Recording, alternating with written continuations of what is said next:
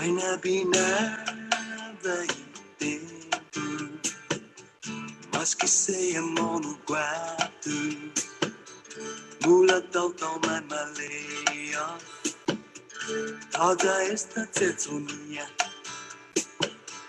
esta mambos mulu denta, man mahasa freshonia, apay mano tapuoka.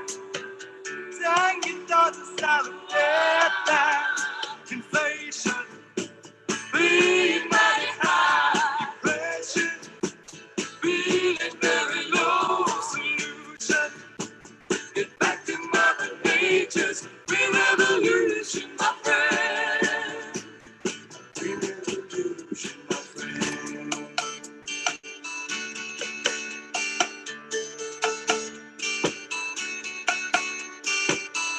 Ego na inflation ta nô ca, nô đi phần nhau lên cao cao ca, sai quá nô bù là bù ca, đi qua lô mù kẹp sa con, đi用身体擦sa con, West Pan từng giọt pan nó nước.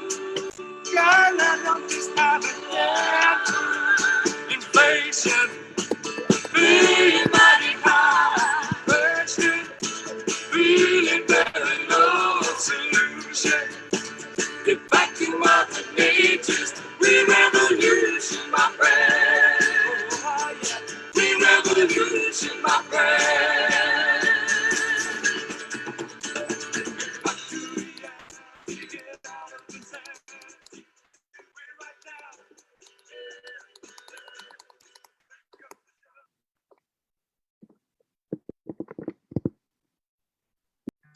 Buenas and hafa day, everyone. Thank you for joining us tonight for the September General Assembly from Independent Guåhan. My name is Francine Napati, and I, along with my co-chair, Victoria Lola Leon Guerrero, will be your host for this evening. So today we're going to be talking about protecting our environment for future generations. So for those of you who may have caught the very beginning of the General Assembly, it's talking about a green revolution. So we have with us our Maga'taotao Senator Sabina Perez, and then one of our panelists, Dr. Austin Shelton, with us this evening, and they're going to talk a bit about what sustainability can look like for our island. So with every GA, we like to start out with the Inifresi. So if you could just follow along with me.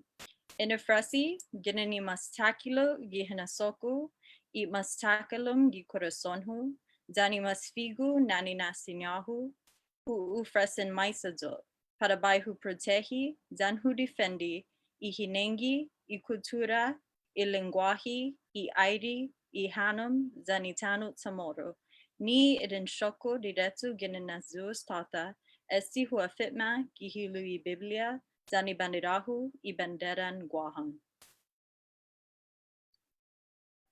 So just to go through the agenda briefly this evening. So we'll be letting you guys know about some updates for Independent Guåhan, any events that will be coming through, or any other episodes and things like that will be on its way. We'll also introduce our Maga'taotao Senator Sabina Perez, and then we'll go into our discussion with Dr. Austin Shelton. There will also be a brief Q&A at the end of both presentations. And so please use Facebook or any other streams to share your questions with us, and we'll be asking the panelists. The next meeting will be Tuesday, October 12th, 2021. So I hope you enjoy our presentation this evening, and thank you for tuning in. Hafa Day, Guahusi Victoria Lola Leon Guerrero, and I'm honored to co-host this event this evening. I wanted to just share a little bit about who we are.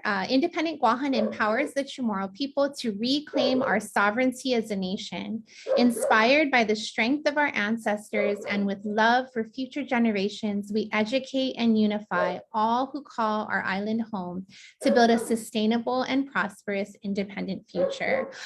Independent Guåhan for the last 6 years has actively worked in our community by hosting educational informational discussions like the one we're having this evening at our General Assemblies. We have a regular podcast called Fanatsu. We've also hosted community events such as mural painting. We did a big event assisting our Menamku in completing their war claims forms. We do heritage hikes in our Haletsa hike series, and so much more. So if you're interested at all in participating in any of our events or learning more about us, please visit us at independentguahan.org or on any social media platform. And thank you again for joining us this evening. Before we get started, we just wanted to take a moment of silence to remember one of our most Gef Paguna Chetlu, si Shannon Seguenza. Shannon was a very strong supporter of independence, and she was very active in our community as a strong voice, mostly focused on uplifting our youth and finding ways to give them a better future. She was very vocal about issues affecting our environment and cultural preservation, and so here in this collage, you can see one of the very first events we did was an Arts for Independence event. And so Shannon is actually reading a poem at that event. And she's regularly at our concerts, at different community demonstrations, front and center, just sharing her light and energy with our people and inspiring people to use their voice as well. And so I just wanted to take a minute just to look at these beautiful photos of our Chetlu and remember her.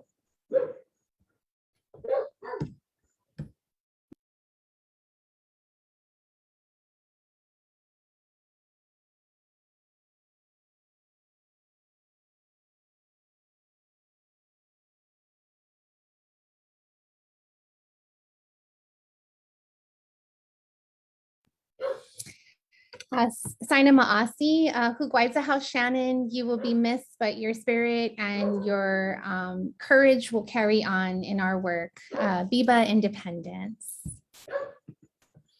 All right, without further ado, we'd like to jump right into our presentation this evening. And I'd like to do that by starting by introducing our honored guest. Every General Assembly, we choose someone in our community who we call a Maga'taotao. This term was actually coined by Saina Ed Beneventi as a way to acknowledge the people who really uplift us and inspire us, particularly in our movement, and people that we can learn from. And so for the first few years, we honored people in our history who had already passed. But this last year, especially in light of everything our island is going through, we felt it was really important to look at Maga'taotao among us. Oftentimes, people feel that independence is not achievable because, things we hear is like, look at how corrupt our government is, or, things like we can't take care of ourselves. What would we do without the United States? This rhetoric is very common whenever we bring up independence. And we just don't believe it to be so, because there's so many incredible people in our community already taking actions that are examples of decolonization and sovereignty. People among us who every day are uplifting our community and providing for our needs, and working really hard in our government to make a difference in our nonprofit organizations, in our families. And we really feel that Senator Sabina Perez is one of these people.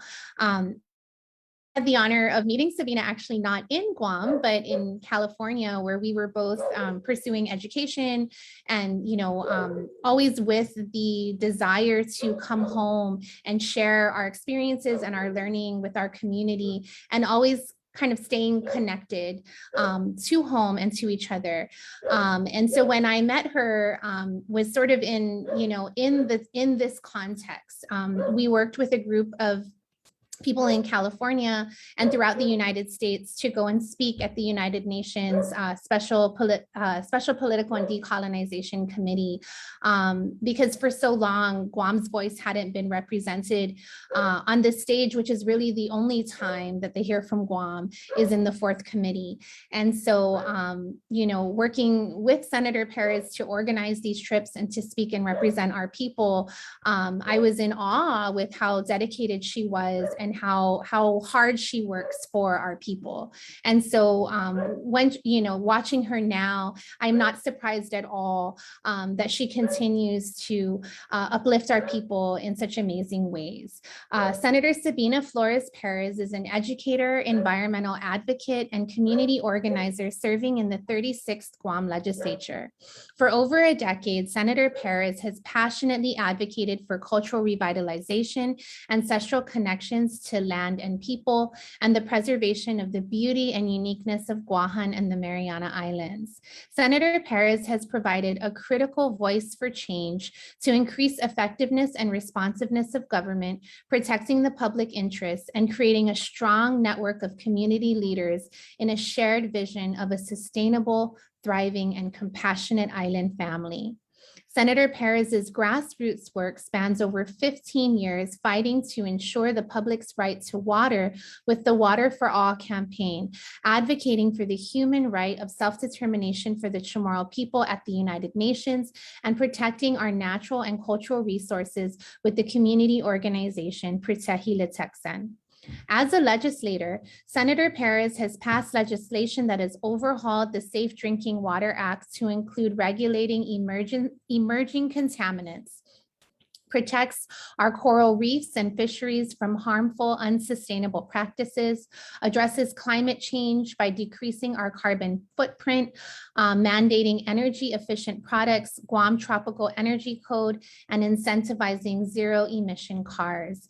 She has successfully secured funding to end the decades-long receivership of the Guam Solid Waste Authority, allowing us to make decisions about how to handle our waste, and increasing transparency and accountability with procurement reform and ethics training mandates for the government.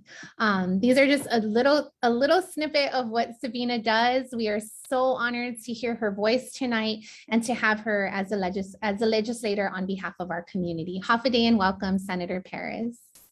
Hafa Lola, Francine, and to everybody in the Independent Guåhan General Assembly.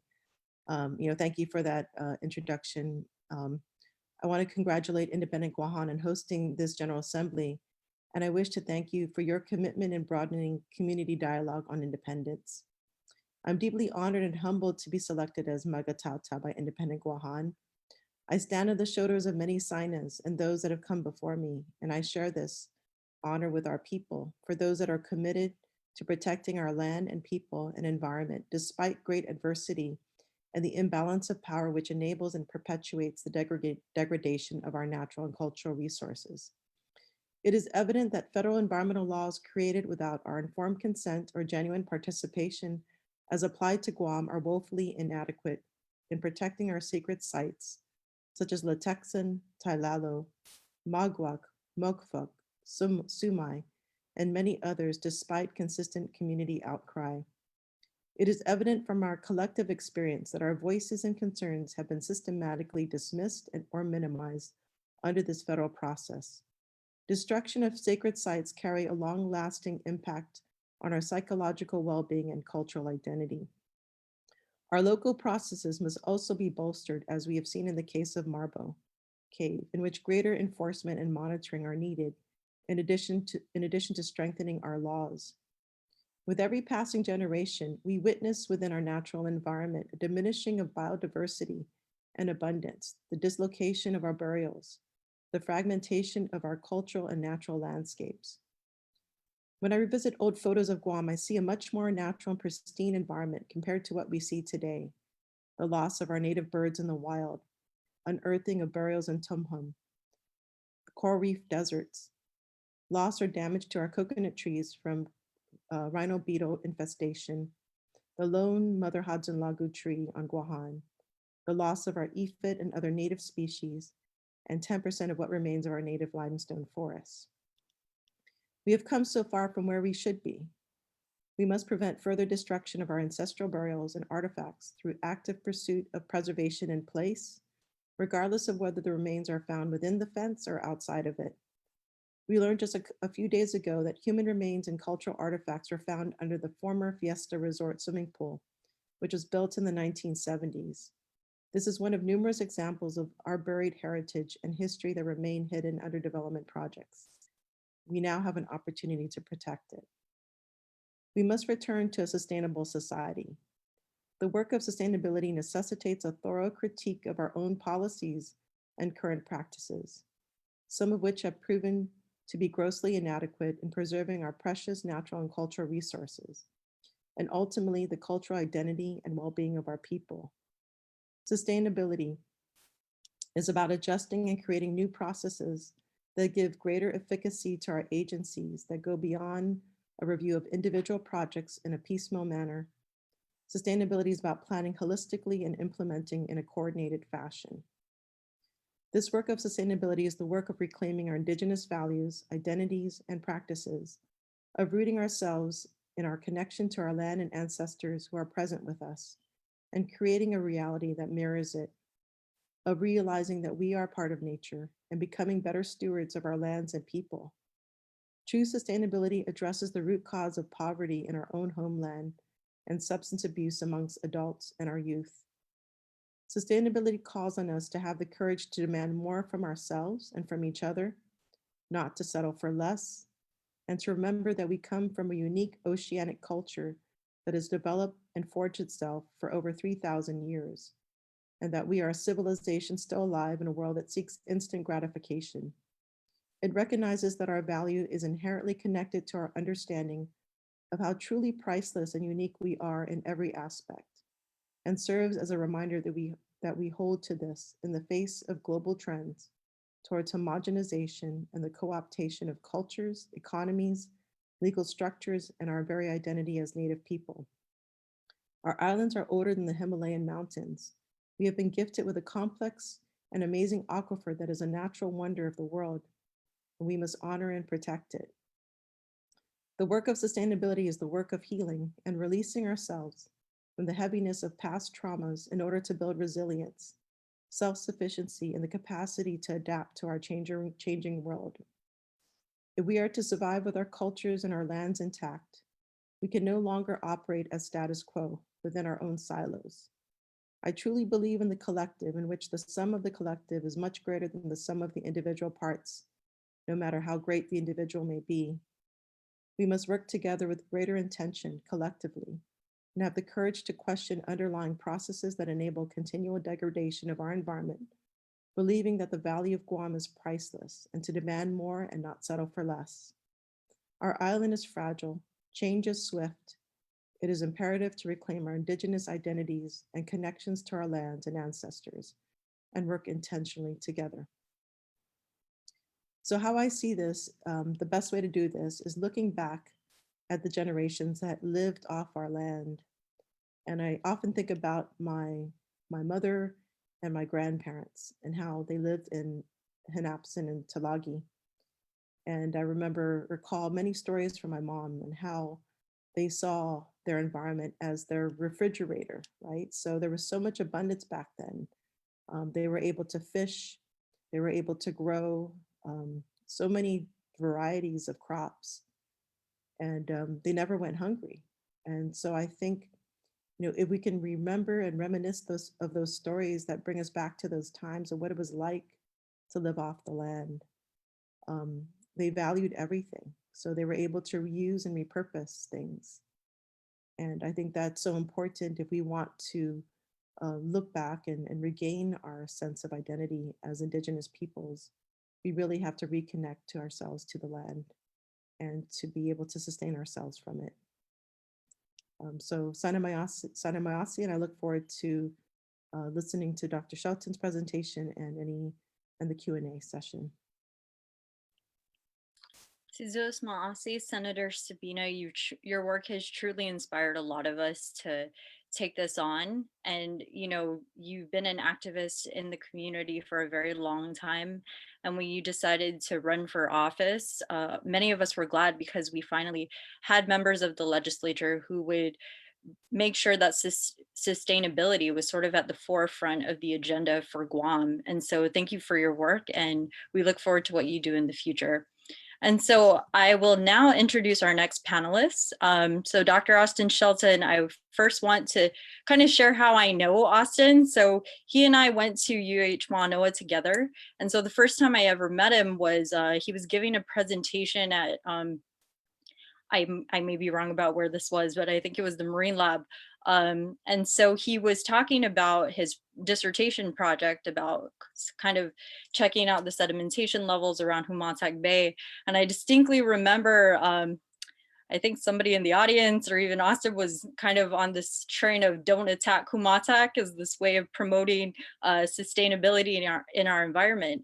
And so I found his presentation to be really impressive because while I was in high school, I was part of the Marine Mania group that the GW teacher, Ms. Tatro, kind of led. And so she took us on a hike to the Badlands, and you don't actually realize how much of that sediment gets put into our beaches and sort of the surrounding bodies of water, especially during the rainy season, which we're in right now. And so it was really nice to see that projects were being done to control that, because if our coral reefs are not healthy, then of course everything around it is not healthy. So Dr. Shelton's work was really inspiring in that regard. So Dr. Austin Shelton grew up along the coast in Asin, Guam. He observed environmental degradation and was inspired to become a marine and environmental scientist. He now serves as an assistant professor and the director of the University of Guam Center for Island Sustainability and Sea Grant. Shelton is an Obama leader and one of 50 under 40 emerging leaders in the government of Guam. He works to revive island ecosystems and advance the 17 United Nations Sustainable Development Goals.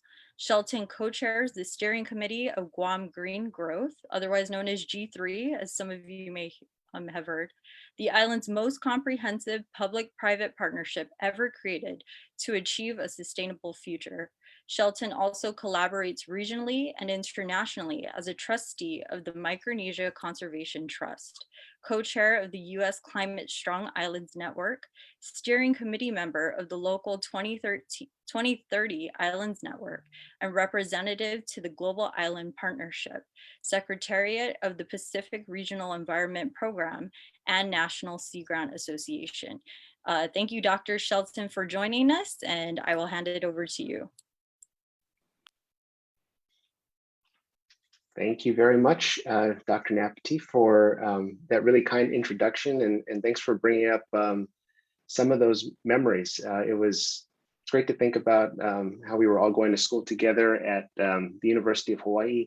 And I remember now at Kewalo Marine Lab, that presentation, and we came up with that new slogan that day. I think we had Craig Santos Perez and a bunch of the students from Guam and the Marianas that were there that day. And it was actually Dr. Ken Cooper that came up with that awesome slogan, "Don't attack Humatak." So I think we need to revive that one again and get that going. And so that's a perfect intro, because I have a bunch of slides from that portion of what we were doing in Humatak. And so what I wanted to do today in the presentation following Senator Perez. Senator Perez, thank you very much for all your work for the environment and sustainability, and for the words that you've shared. And I hope to offer a few more insights in taking sort of a scientific approach to our understanding of why issues like sedimentation and erosion are bad for our environment, and some of the strategies that we can use as an island to address those concerns and hopefully lead toward a sustainable future for all of us. So I'll just get right into it. Here, I'll pull up a few of these slides. So as Francine mentioned, I am from the University of Guam. I serve as the director of the Center for Island Sustainability and our Sea Grant program. And our center has been around for over 10 years now. We were established in 2009 to lead and support the transition of our island region toward a sustainable future. So the things that I'm passionate about really are started in the ocean, because I grew up close to the beach in Assen, as Francine mentioned, and I grew up seeing beautiful coral reefs, like I'm sure many of you have seen as well. But unfortunately, as I was growing up, I noticed that a lot of the reefs were turning into these. They were dying, they were turning ugly, they were becoming graveyards of once vibrant and colorful coral reefs. And you know, this is happening, I think we forget to pause and realize what the importance is of our coral reefs. And so I just wanted to bring that up in a few points here as well. So I like to say that corals are actually the foundation of our islands, because quite literally they made the northern half of our island. The northern part of Guam is made up of limestone, which is actually old corals. And we have lots of biodiversity here to be proud of, with over 375 species of coral, 1,000 species of reef fish, over 200 species of algae. And just for a comparison of what a big deal this is, the entire Caribbean only has about 60 species of coral. Hawaii has about 100 species of coral. So the closer you get to the coral hotspot and triangle over here at in the Asia area, then we're pretty close to that at 375 species. It's something to definitely be proud of and protect. And we have a lot of other values that we can attribute to coral reefs. So if you're sitting along the beach, like here in Tuman, you would be on the sand. You can look out some days all the way at the reef and see waves that are 3 feet high, 5 feet high. On high storm days, they can be 15 feet tall, crashing along the shore. Along the reef. But if you did not have that coral reef, that wave energy would be on our coastlines, eating away at the island. So we have protection from waves and storms thanks to coral reefs. We have opportunities for more cultural interaction, passing down fishing traditions from one generation to another. And if you'd like to think about also the economic value, it's hundreds of millions of dollars that goes into our economy, not just from tourism, but also from food and recreation. You can put several $100 million value on that each year. Now, corals, unfortunately, are not just threatened by local environmental issues. If we think at the global level, we have issues such as the increasing frequency and intensity of storms. Fortunately, we get missed quite a bit in recent years, but we can have several storm events happening simultaneously coming across the Pacific, and we're right in its path. Our neighboring islands, such as the Marshall Islands and lower lying atolls, can experience flooding and inundation that lasts for over 24 hours at a time during extreme high tide events. And we also have rising sea surface temperatures that cause issues like coral bleaching. And then we have local environmental issues to think about as well. So we all live in what we call a watershed. This is the catchment area between the divides of mountains where all the rainwater, condensation, dew collect, and it flows through the land, through the rivers and streams, and it discharges at the bottom of the watershed where our coral reefs are.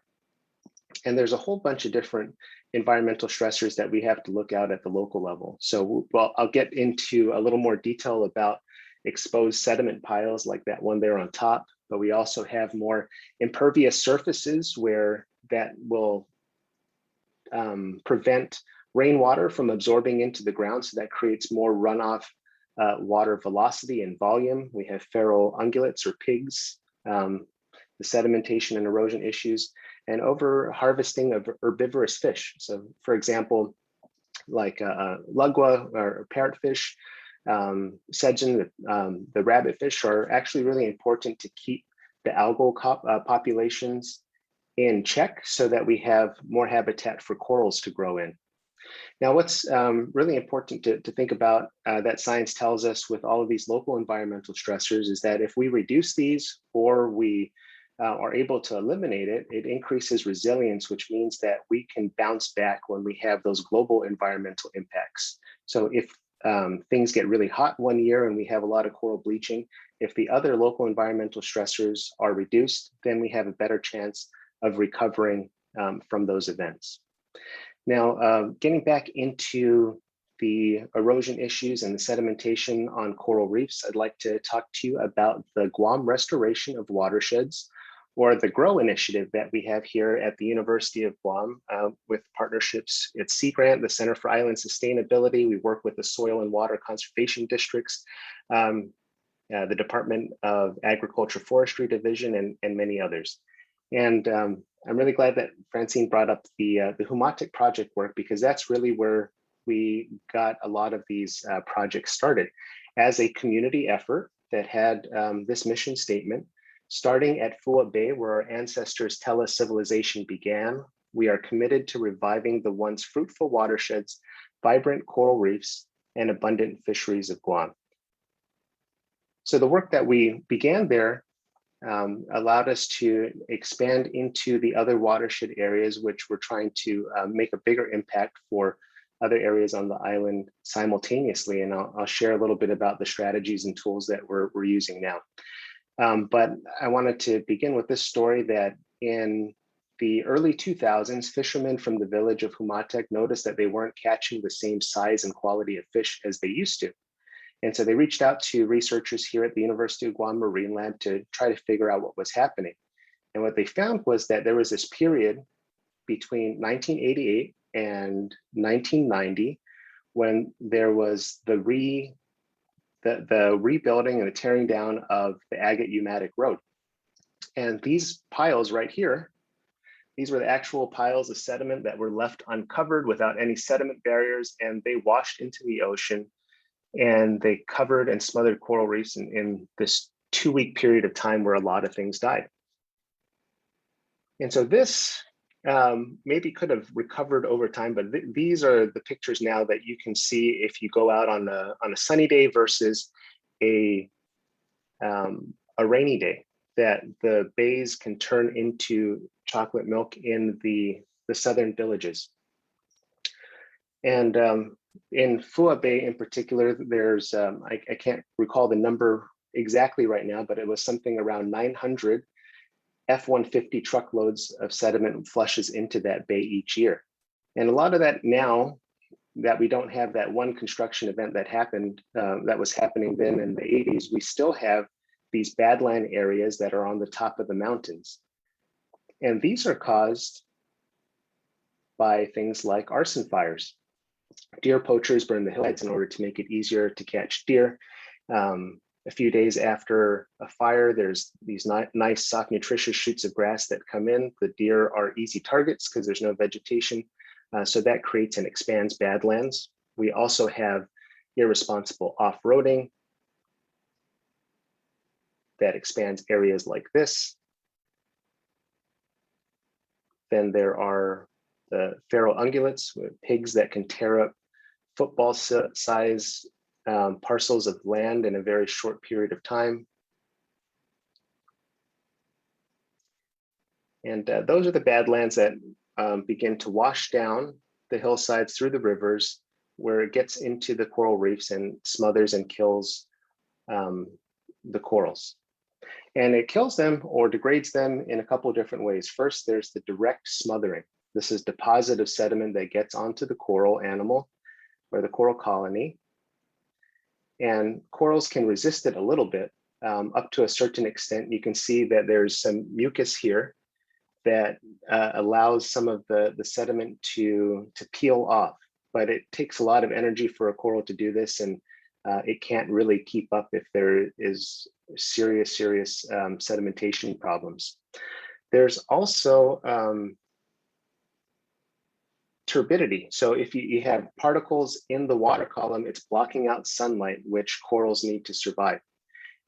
Branching corals can kind of slough off some of that sediment, but plating corals that are really beautiful like these just kind of collect all of that sediment. And what's really important for corals, why they need sunlight, is because although they're an animal, they have a cell living inside them called zooxanthellae, and they get 90% of all of the energy needs from the sun. And so it's getting blocked out by that turbid water, or the sediment particles in the water column. If you look really close at a coral colony, it actually gets abraded.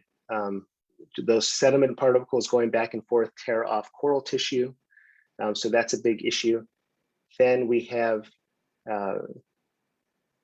corals actually, when they turn into a little larvae, they kind of taste the substrate, taste the floor of the coral reef area, and try to find a place to live and to grow.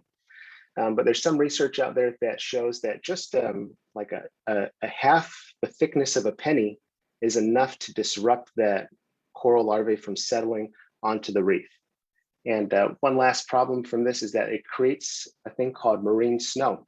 Once those sediment particles come out of the river, it starts accumulating this mucus substance, and the marine snow can go up and down from the substrate back into the water column. And unless it flushes out from the reef itself, this could be something that continues to kill the corals. And then another important, if you don't care about going to the beach or going to swim in a coral reef, here's another big issue. This is where the Ugam water treatment plant gets its intake. There's actually 2 million gallons of fresh water from the Ugam River that goes into that intake, and it goes uphill, and it costs the Guam Waterworks Authority millions of dollars a year in order to flocculate and settle all of these sediments out before you get the fresh water in the pipes at many homes down south. So drinking water is definitely a big issue here that we should be thinking about in the erosion and sedimentation story as well. So the good news is we do have some strategies that we're working on to address some of these issues. Here's one tool called a sediment filter sock, which is a mesh stocking filled with compost or mulch that can be placed along the path of water, and it slows down velocity and volume. Tree plantings are always important. That helps stabilize the soil. And here are a few pictures just to show you an example of how this can help fix things. This is a badland area that was treated with sediment filter socks and trees. And after just a few months, things began to grow back. And after 2 years, the trees and the vegetation were in place, but those socks and trees allowed the area to stabilize on its own over time. And then the latest thing that we have now is that because we know it will take maybe several lifetimes in order to get up to all the badlands down south and plant a few hundred trees at a time, we now have drone technology that we're testing to drop seed balls into these hard to reach places. And once we get the hang of this and we find the right, hopefully the native species that will grow in badland soils, then we can deploy these a lot faster and hopefully solve our erosion problems quicker. And after our, hopefully when we are allowed to be meeting more frequently in large groups again, we'll begin to take people out on Humatec watershed adventures or Ugam watershed adventures, where we start at the top of the mountains to see the sources of erosion, pause in the middle of the watersheds to see how things are going in the river, and take people down to the bays where they can see all of these connections from ridge to reef.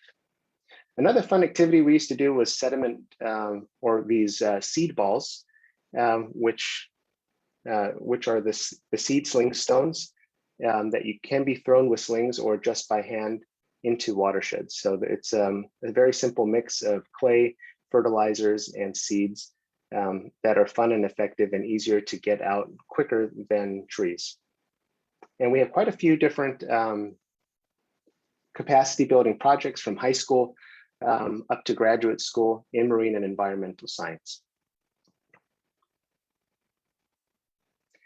Now, I'd just like to spend maybe another 5 minutes before we go into all the questions, if you don't mind, on the Sustainable Development Goals, and Guam Green Growth. So Senator Perez gave some excellent definitions on sustainability. And just to add to these definitions, one that is also common is that sustainability is meeting the needs of today without compromising the ability of future generations to meet their needs. And I like this graphic as well to explain that sustainability is not just about the environment anymore. It's about the economy, about human society, and about the natural environment. So at the intersection of these three things, that's where sustainability lies. And thinking about the title of today's session, which was about future generations, protecting our environment for future generations. There's another nice concept about sustainability, which is actually that sustainability is a partnership in time, where we inherit things from our ancestors. We are responsible for it today, but we're really borrowing it from future generations. And now we have this, thanks to the United Nations Sustainable Development Goals, the entire world is working on a comprehensive agenda to put the globe on a path to a more prosperous, equitable, and sustainable future. And Guam Green Growth is an answer to that in a local way. Standing here, I see, I know you can't all see the Dr. Bavakwa's Zoom picture here, but it's right in front of the museum is where we launched Guam Green Growth in 2020 at this kickoff event, under the words that are attributed to Chief Harao that say, "Satisfied with what our islands furnish us, we desire nothing else." So that wall right there in front of the Guam Museum is a perfect statement to sustainability. Okay, and I think I will just leave it there for a moment. There were a lot of other things that I wanted to show you, but I want to make sure we're leaving lots of time for questions. So thank you very much to the organizers and for allowing me to follow Senator Perez this evening. Viva Sainamaasi, Dr. Shelton. I think that a lot of what you shared and a lot of these images really do exactly what we were talking about, illustrate how our people are already doing so much to care for our environment and shape a better future. Before we go into the Q&A, I just wanted to share a fun fact, an important fact. Today is the 2-year anniversary of the Finogi March, which took place on September 2nd, 2019, in response to the Supreme Court's decision not to hear the Dave Davis case, or actually no, in response to the losing the appeal of the case in the Ninth Circuit. And it's really important that we remember this day because, as you can see in this powerful image, more than 2,000 people gathered. If you look, you can't even see the end of the line. This is at the federal building and the line goes all the way back to Guadalupe where the march had started. And if you notice, it's a very diverse group of people who all came together with the genuine belief that Chamorro self-determination should occur, that this historical injustice should be resolved. And so we wanted to remember this day. We're so happy that we are having this conversation on the anniversary of this day because it continues this incredible work in terms of really envisioning something better for Guåhan and how we can all come together to make that happen. We've received a lot of really interesting questions, so I'm just going to dive right into the first one. What can we say to people who feel that our people cannot take care of the land? We often hear this in regards to lands that were returned from the military, for example. Another person asked why so many people are worried about what happened at the Marbo Cave area and are not as worried about our island's beaches, which are in terrible shape. And this person points out, you know, the way the beach next to the Ladia Freedom and Guadalupe looks today. So yeah, what can we say to people who think that we can't take care of the land? And why is it that, you know, it may seem that we are not caring about our beaches as much as we are very obvious instances like Marbo? Yeah, that's it's a pretty difficult question to answer when we see a lot of like illegal dumping that's happening on our island. And I think it really goes back to, what Austin's doing, what a lot of people in our community are doing is that, it comes down to the culture, right? The culture that we want to perpetuate in protecting our island. And, I'm sure there are many reasons why this is happening. Um, I recall going to a women's conference in Belao, and it's really about showing people what we want versus trying to penalize people for things that they have done wrong. I think that's what's going to create true protection of our island, is really instilling those ideas of, the pride and the beauty of our island. I think that's something. Yeah, I don't know what happened along the way, but I know growing up on Guam, being connected to the land, I think maybe that's one of the problems that one of the symptoms of the problem of colonization is that we've become disconnected from our land and what sustains us. And in looking at my stories and Austin's stories about what really kind of inspired us to do the work that we're doing, I think it's all about connecting with our resource. And I think once we can do that, I think that can solve a big part of that problem. In regards to corporations, right? I think, our laws need to be strengthened, definitely. And I had a public hearing this morning regarding one of those laws that intends to do that. Removing the caps on penalties in regards to environmental degradation that corporations have, right? And I think that's one step is making sure we're setting up these parameters for those that want to set up shop on Guam, that we take our environment seriously. And we look at examples like Palau, for instance. I recall in one of my conversations that the community had a choice to build I think it was either an oil refinery. And the elders in their society knew the value and the preciousness of their resource. And they chose that over money, that what they had was priceless and that money cannot buy that. And I think really, understanding that, reconnecting with the pricelessness of Guam. And sometimes it's hard to see that, when we live on Guam, but it's much easier when you travel and you come back to Guam and you see that Guam is truly unique and it's very beautiful and it's worth preserving and protecting. I mean, I think that seed was planted in me early on, but having experienced these experiences abroad really just kind of cemented that feeling and that thought.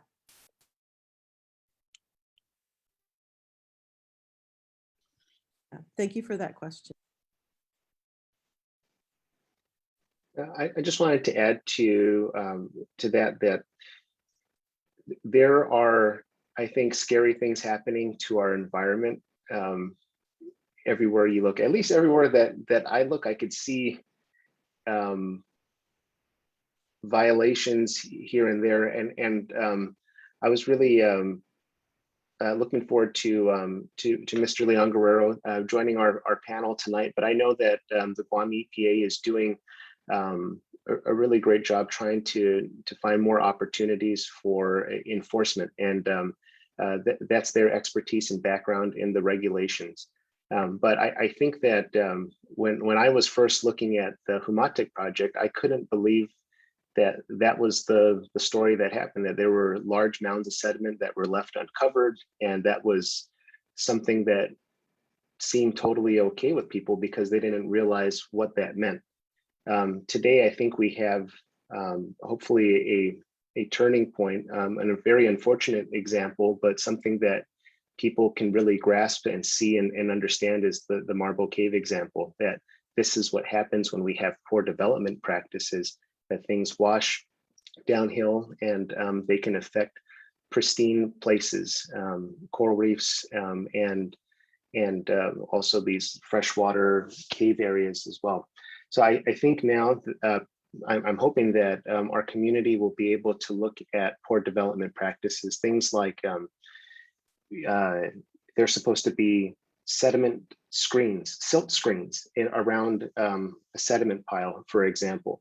But oftentimes you can pass by one and there's a gap between the ground and where it's supposed to stop the sediment. So everything is just washing right under, or there's no silt screen or any prevention at all from keeping that sediment or those piles in place. When I learned about that, I started calling people at EPA to report that, and they actually do send people out right away to take a look at that. So if we can all become a little more aware about the types of responsible practices that we should be seeing the developers doing, then hopefully that's one way we can help control this a little better and ensure that problems like this don't happen again. There's only so many people at each government agency, but if we can help call those things in, then it will be helpful. That reminds me that we have a TOCA app, if you haven't heard about this, that we developed in partnership with our Sea Grant program and the Department of Agriculture. You can download TOCA, T-O-K-A, on the Apple App Store, wherever you get your apps from. And if you see an environmental crime happening, like illegal dumping or sedimentation issues, erosion, or maybe even poaching, deer poaching, for example, that's not supposed to be on a certain property or whatever, you can GPS point the place and send in the report, and that goes straight to the conservation officers at the Department of Agriculture. Fishing in a marine protected area violation, those types of things. There's a way to get that message to the officers a little quicker now. Sizos Masi to you both. And so one of the next questions is, how can we incorporate education about sustainable practices into the school curriculum? So Senator Sabina, when you were at Simon Sanchez, like, were there ways that you incorporated these discussions into the class? And then Dr. Shelton, just like you were saying with the TOCA app, like, how can we sort of tell people what should or what is normal versus what is not, in terms, because like the photo you showed earlier, right, with the chocolate river, for many of us, we see that and we think, oh, that's just rainy season in Guam. Like, that's what happens to the ocean. When in fact, we realize that's actually sedimentation running into these bodies of water, and it's not supposed to be happening that way. So how can we kind of incorporate that into the school curriculum so that we can be diligent about reporting these violations, or even kind of teaching our kids what sustainability should look like for our island? So yeah, I believe there's a lot of different programs. So like the Guardians of the Reef is one of those programs in which high school students participate in a symposium, and then they go out into the elementary schools and teach awareness about the coral reefs. I think that's one program. You know, I when I was teaching at Simon Sanchez, I did help to establish a permaculture course, which is now available to anybody who wants to teach it within the school system. I think also, you know, whether it's that formalized or not, I think many teachers are incorporating their lessons. So I was able to do a teacher training program with the Soil and Water Conservation District for 6 years. And we reached out to about 50 teachers throughout the different levels, school levels, which probably equates to almost like 19,000 students at different grade levels. And what they did is they created lesson plans about conservation, which they then brought it to their students. And I think there's just all kinds of ways. And I know Austin has a big portion of the G3 initiative talking about what their plans are.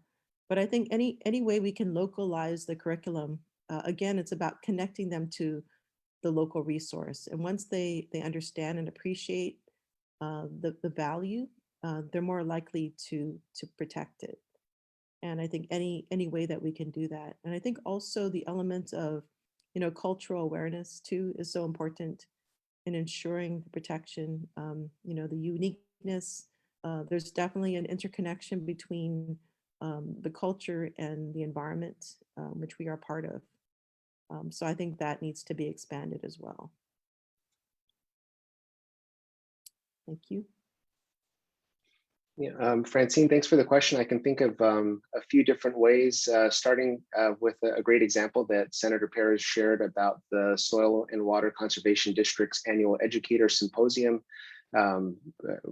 We've been reaching quite a few teachers and classrooms through the education activities and the trainings given to those 50 or so teachers each year during those events, those workshop trainings.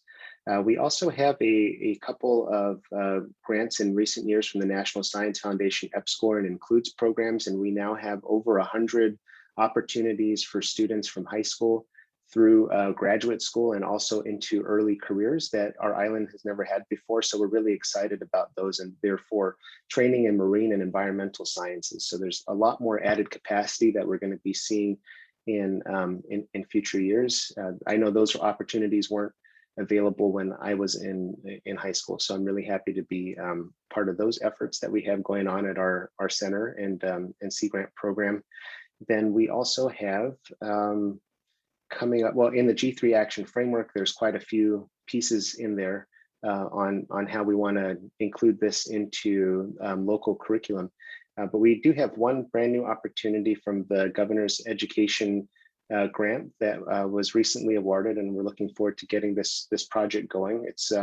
We will be creating for the next 2 years hundreds of different educational products in marine, environmental, and sustainability sciences. So these will all be place-based. That you can expect new activities and resources every quarter for 2 years. There will be journals, articles, magazines, lesson plans, posters, everything that we've got coming out of the local Sea Grant research or just local topics about the season. So we won't be talking about summer, spring, winter, and fall, but Fanutanen and Fanyumnakin will have guides like that. We'll have resources about sedimentation and how it affects coral reefs and all those types of things. So really a lot of more possibilities coming, and we hope to be working with more K through 12 teachers to ensure that those resources are getting taken into the classroom and used.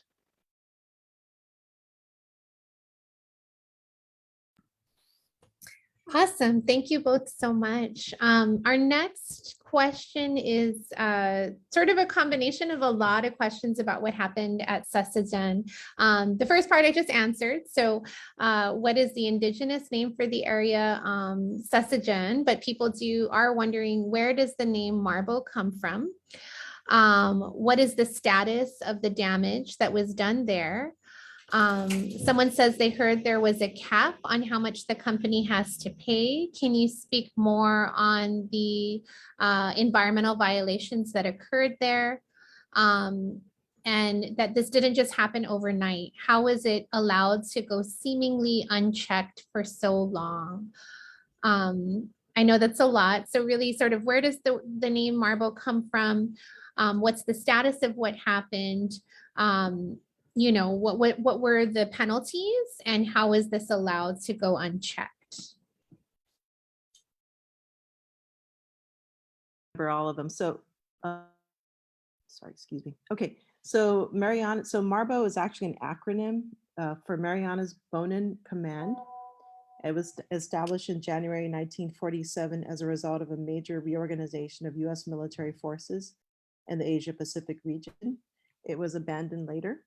So yeah, Marbo, yeah, people think it's a native term, but it actually isn't. It's a military acronym. In regards to, okay, the status of it right now, DPW, Department of Public Works, has actually stopped the project until they're able to mitigate, till the company's able to mitigate the, put the ponding basins and all the erosion control measures in place. I know GPA is trying to, have them reconsider, but DPW hasn't changed their mind about that. I think, yeah, I think the notice of violation that was delivered to the company by Guam Epa, they required that it be completed within 14 days of the notice of violation. I believe that time has passed. So that definitely needs to be done, especially during the rainy season. In regards to fines, so I know Guam Epa was limited. There was a cap at 125,000, but there were other agencies coming into the picture. See if I can find that information, but through the, let me see if I have that. Okay, so Guam's real property law allows contractors license board to fine contractors who break the laws and to give civil penalties for alleged violations that range from $200 to 50% of the project's value. So that would is another option for the government to go after this company. In addition, I believe the AG's office has sued the company for environmental damage. So there's multiple actions, and I believe also the adjacent private landowners are probably seeking compensation at this time. I heard there was potential lawsuit by private landowners that are affected by the erosion. So I think at this time, they're still trying to mitigate the area. And as far as how did this happen, right? And so that's going to be the source of my oversight, which I plan to schedule soon in the coming within this month. And I think that's the big question, because the fine that Guam Epa sent to the company was based on a violation of that occurred during 368 days. And I think that's the question that some people are raising, is like, so why wasn't there anybody there to monitor their compliance? And so that is going to be a question that is definitely going to be raised. And I think, though, that from what I hear from Guam Epa is that they are they don't have the capacity, but I don't know if that's necessarily an adequate response. I think I answered all the questions, I believe.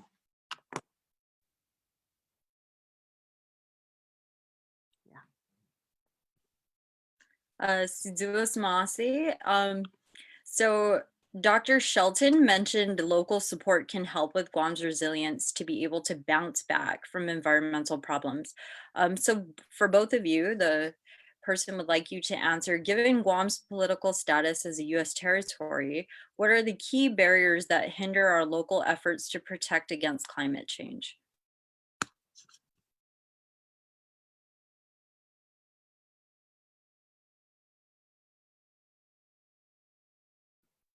I think that's a difficult question, because climate change, I feel, is it's a international, a lot of these countries are, who produce a lot of the greenhouse gases are the ones that are more culpable, right? Our island, we do produce greenhouse gases, and we need to definitely curb our carbon footprint or reduce our carbon footprint. I think what political status change can do is it can increase our voice in the international realm, which is where a lot of this discussion is happening. And I think even despite that, we can still represent ourselves in all these different forms. And I think ultimately,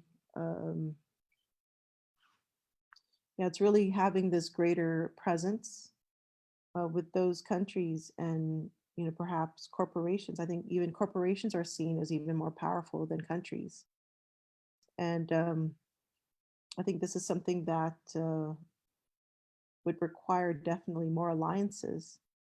Having more autonomy gives us a more visibility to be able to voice our concerns. I think that's one of the issues about being a territory, is that we're oftentimes seen as part of the United States and seen as homogenous, right? That our economy, our political voice is one and the same as the United States. And I think that's an assumption that a lot of people have until they actually talk to somebody from Guam, right? That can, maybe correct that assumption. And I think having this own individual voice is important. and it's an important part in ensuring that steps are taken. As you see, like with the Marshall Islands, Tuvalu, a lot of these islands that are low-lying islands, you see they have the exposure that they get from this is huge because they have more, a greater autonomy. They're seen as a member state, right? Whereas Guam is seen as part of the United States. So I think, yeah, that political change can help.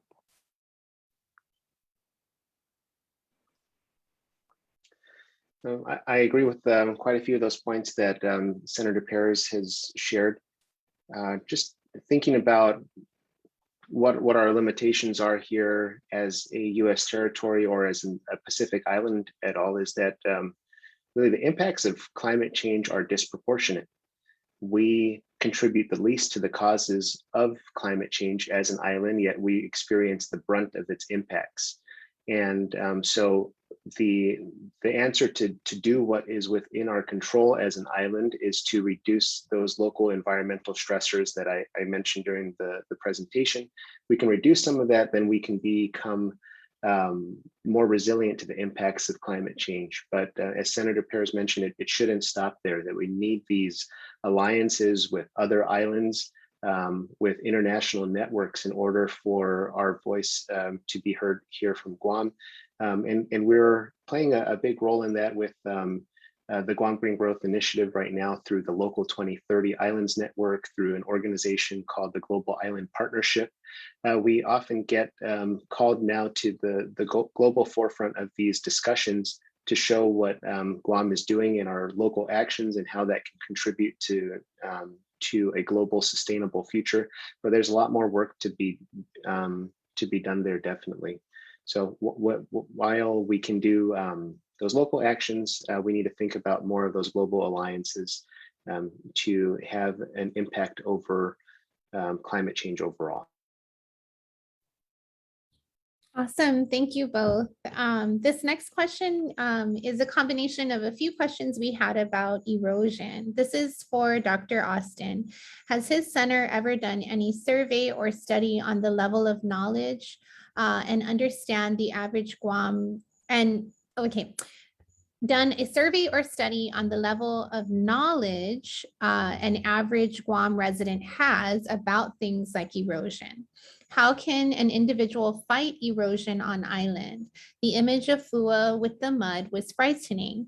What would you say is the single most effective task each of the following aspects of our communities can do to thwart erosion? Everyday people of the community and the business community, focusing on development and tourism, and the military. So basically, have you ever studied how much our community knows about erosion?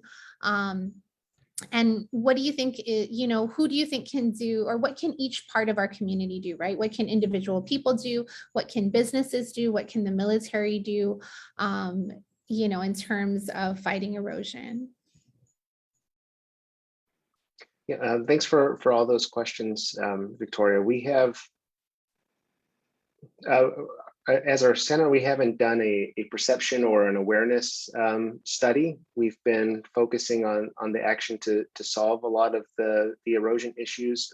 But as we do that, we have lots of opportunities to bring our community along the way. As I shared some of the slides with the watershed adventures.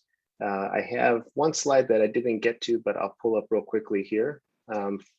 This is just an example of what we have going on this week. So tomorrow morning, we have an island beautification cleanup in Pidi. We do that every week, and we're making our way around the island. But on Saturday and the following Saturday, we have a couple of exciting tree planting events in Malolo. This is along the road to the Lodzen landfill. So we will, if you'd like to join this, you can check out our Sea Grant website. You can just Google University of Guam Sea Grant, and you'll find our website and how to join us for the tree planting event this weekend. But that's one way that individuals can take some action, is to plant trees with groups or to do it on your own property to make sure you're preventing erosion. And that one other thing I mentioned in one of the earlier answers was, if you can take a look at sediment piles and just kind of take a glance and see if there's some kind of measures or control around it, that it doesn't look like it's just leaking into the ocean or into the rivers, you can call EPA or use that TOCA app and start to report those issues. And so we can get responses to any potential environmental violations taken care of a little bit quicker now.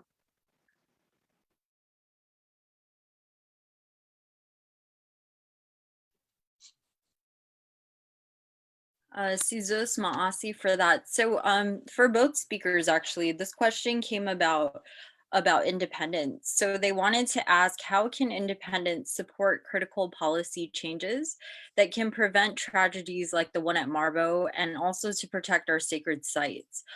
They wanted to hear specifically about the UN Sustainable Development Goals. And they also wanted to know that if we became independent and really strengthened our environmental laws, would that inhibit our ability to attract investment to the island and to make up for the loss of federal spending? Wow, your listening audience has really tough questions.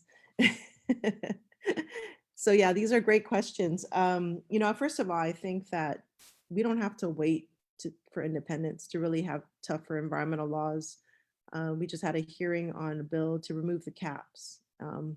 So yeah, there's definitely room for improvement prior to political status change. In regards to independence, in my experience in fighting to protect Tailalo and Latexan, it's quite clear that there are shortfalls in these federal laws. A lot of these federal laws really privilege the developer. And not only that, those that are implementing it are the federal agencies, where we don't have a seat at the table. For instance, when it comes to identifying whether a species is going to be jeopardized by a project under the Endangered Species Act, that discussion took place between the Department of Defense and U.S. Fish and Wildlife, and Guam was not in the picture. So it wasn't transparent. There wasn't any public input. When I was with Patella Texan, we sent a lot of scientific articles trying to get them to really evaluate other factors that potentially were not considered, but it was ignored, right? It wasn't taken in. So as an independent nation, we have the ability to create laws that really fit our needs. It seems every time we go through the federal process, it just feels like it's automatic. There's no true, genuine participation like I see in the legislature, right? When we have bills, we genuinely listen to the public and change the bill based on people's comments. We don't see that happening in the federal level. And so, yes, there's an improvement that can be done locally with our own local laws, but it doesn't apply to what's happening within the fence. And that's where our limitations are. In regards to economic development, I think that seems to be kind of like an assumption that the stronger the environmental protection, the harder it is to develop. And I really want to challenge this notion that, they should actually be coupled. This idea of economic development should be coupled with environmental development. I think we need to change this paradigm, not just in Guam, but internationally. In the past, from the industrial, we're operating in this industrial age type of mentality where resources are infinite, right? Because at that time, population was less, there seemed to be a limitless supply of resources. Now with the growth of the population, we're finding that it takes 7 Earths, right, to sustain us. We only have 1 Earth. And so we really need to change our paradigm on how we are going to sustain ourselves. And a lot of it has to do with this type of economy that has been globalized. We've just, again, it's part of this connection with our resource, our land. Once we know how much water is coming, right? Let's say, for instance, an example is living off grid, right? If you're able to collect the water, whatever water you collect, and if you're really connected to that tank, you know that you're not supposed to waste it. I think, we don't see, how we're living today is we don't see that resource being drained or, being consumed. And so we kind of lose sight of how much we're really living, how we're not living sustainably. And I think it boils down to having that connection. I think a lot of the things that we rely on, all the goods, all these services that we receive, we don't have that knowledge of of the impacts that we're creating as an individual and collectively and cumulatively. And so I think, that's why I'm, promoting this idea of going back to the land, going back to our resource, because that really kind of tells us where our limitations are.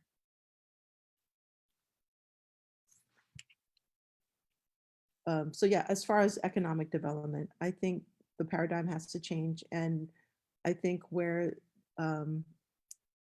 I think we're creative. We're creative people. I think we're innovative as a people. And, we may not have all the answers now, but I think, the desire to find those answers are there. And we've lived here on this island for 3,000 plus years. We were able to do that. And I think we can still do that. Absolutely. That was a very powerful response, a lot to think about. Thank you. Our next question says, again, we combined a little bit, but research shows that the US military is the largest polluting entity on the planet. Given the issues of toxins, pollution, and environmental destruction and desecration here in Guåhan, how are you currently addressing the military's impacts on the environment in your work? We need to hold the military accountable for putting our ancestors in bags, but we also need to hold private companies and private landowners responsible as well. How can we do this through regulation? So a couple of things, right? Sort of being aware of the toxic pollution that is happening, having such a large military presence. How do you address that in your personal work? And then also, how do we hold the military and private companies accountable through regulation? Okay, tough questions. Very, very educated audience. Yeah, so this is something that I've tried to address. I've introduced legislation with the Safe Drinking Water Act, which actually has a mechanism for creating interim action levels when it comes to emerging contaminants. So for instance, PFAS, for instance, I did have informational hearings regarding PFAS, which is persistent, and we're finding out that it has a lot of health effects.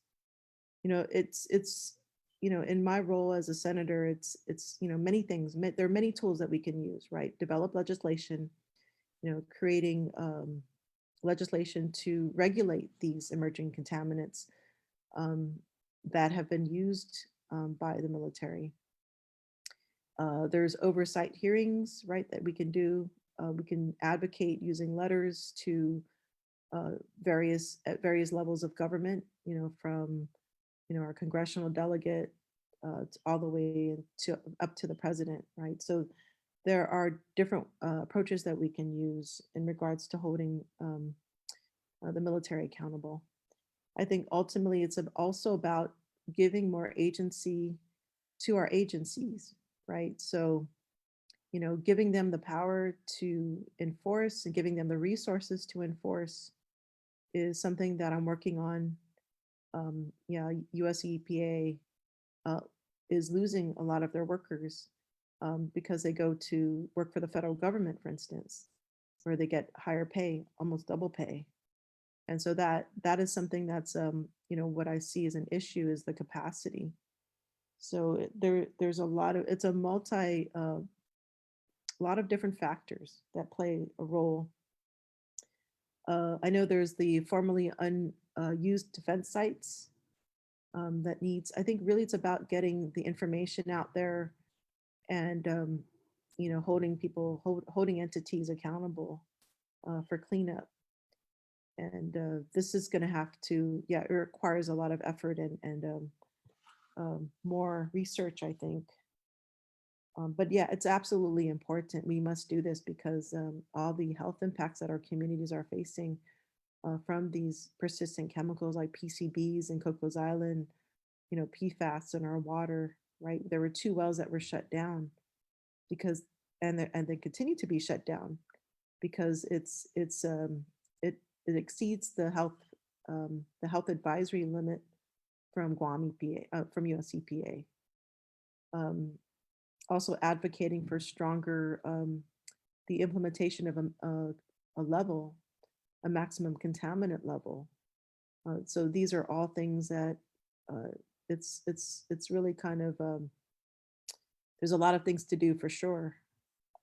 As far as holding the military accountable and holding our own government, you know, providing more resources for our government to do what they need to do. Yeah, so really, I just would like to ask the community's support in whatever legislation that I produce. You know, we definitely want to encourage a lot of your members to provide written testimony, to come out and support a lot of these efforts. So thank you. I just have one quick thing to add on that. Senator Perez covered a lot of the policy and regulatory thoughts on this issue. I think from an academic perspective and the university perspective, the thing that can help us to understand any environmental issues or violations, whether from the military or any developers on island, is to have more indigenous scientists or more indigenous and local people that understand science, so that we can look at proposals, we can look at things going on in the community and have the technical capacity here locally in order to vet these programs and you know, just to really see what's going on and make the right decisions for our people. Thank you for that. So we just want to kind of jump back a little bit back to the economy question. So Austin, we were wondering if you could kind of expand a bit about the G3 circular economy model. And then also recently, I know you guys had an event for the aquaponics, sort of the industry that you guys are trying to build. And so if you could talk a bit about that and how we can sort of create more innovative, sustainable industries here in Guam. Sure. Thank you, Francine. I will cover those topics briefly. I did have a few pictures of that I'll just pull up as I'm showing. I think this adds to what Senator Perez mentioned earlier about going back to our land and our ocean, using it as the refrigerator. But I also think that we need to think about a couple more aspects that we have at the global level with alliances and with the existing trade things that we have. So these are 3 ideas that I just wanted to put out there for helping us to achieve our sustainable future today. First thing is to produce more locally. So I'll show you some of the pictures of the community garden and the aquaculture project that we have.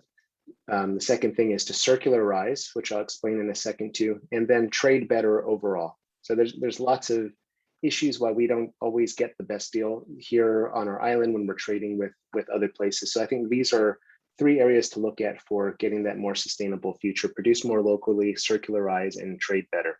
So thank you to Senator Perez for being there with us at the opening of the ground raising event for the Guam Green Growth Community Garden, which was a little less than 2 weeks ago.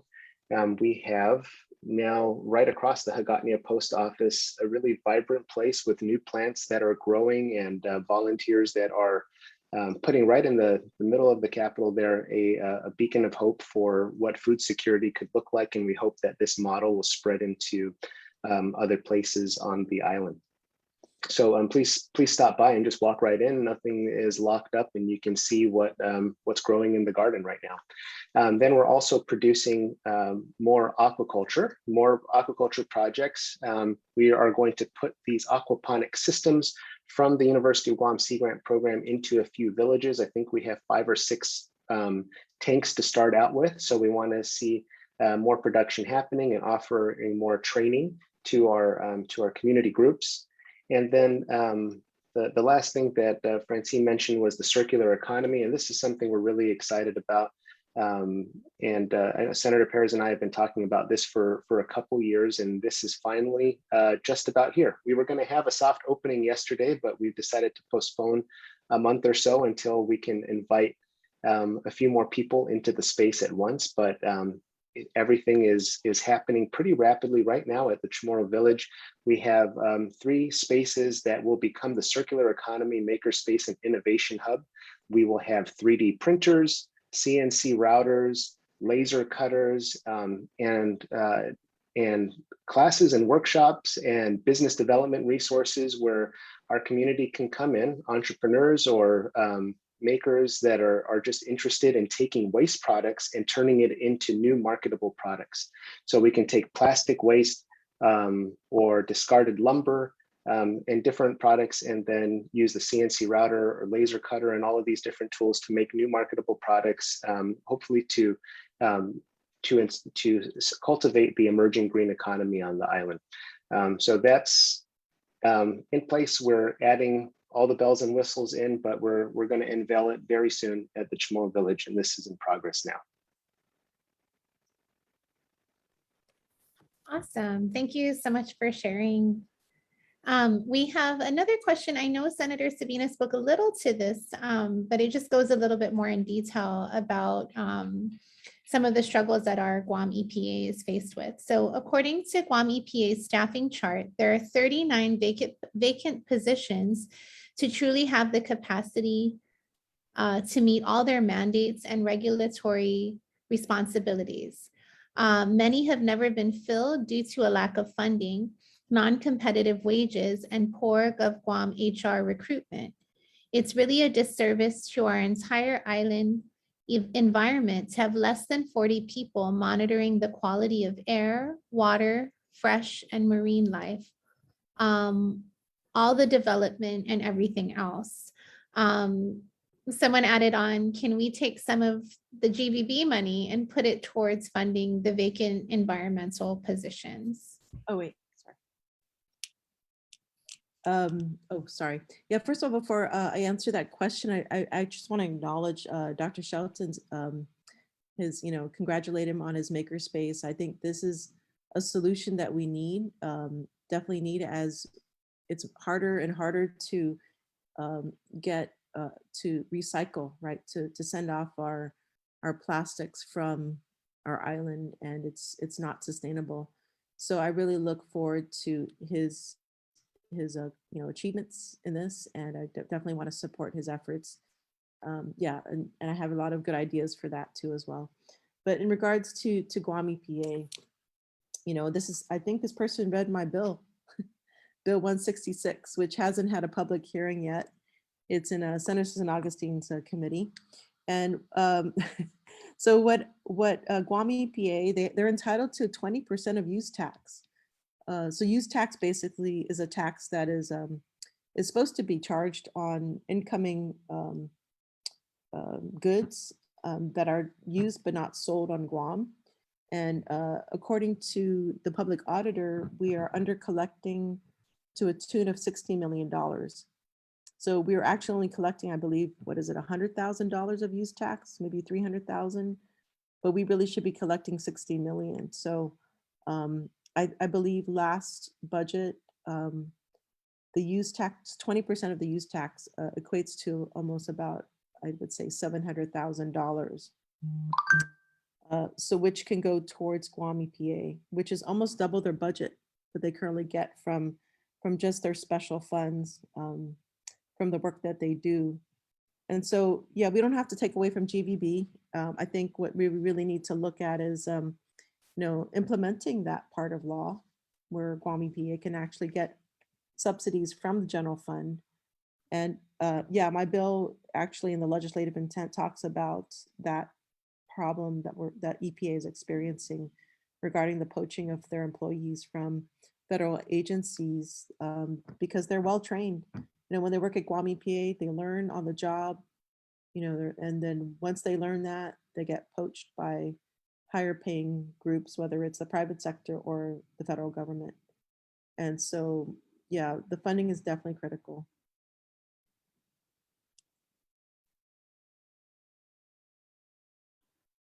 Sizos Maasi to both our panelists. And so we just kind of want to end on this very last question that someone shared in the audience, because it is the anniversary of the Finogi March.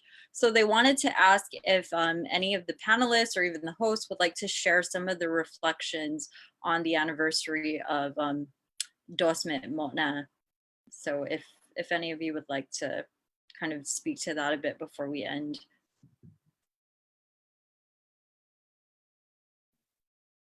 Yeah, I think it was very powerful. It helped to organize the community, and all the work that you've been doing these past years is really a testament. The march was a testament to the consistent work the community has been doing to broaden this dialogue of independence.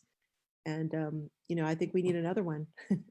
I don't know, easier said than done, but yeah, I think it was a great event, and like to see more of it.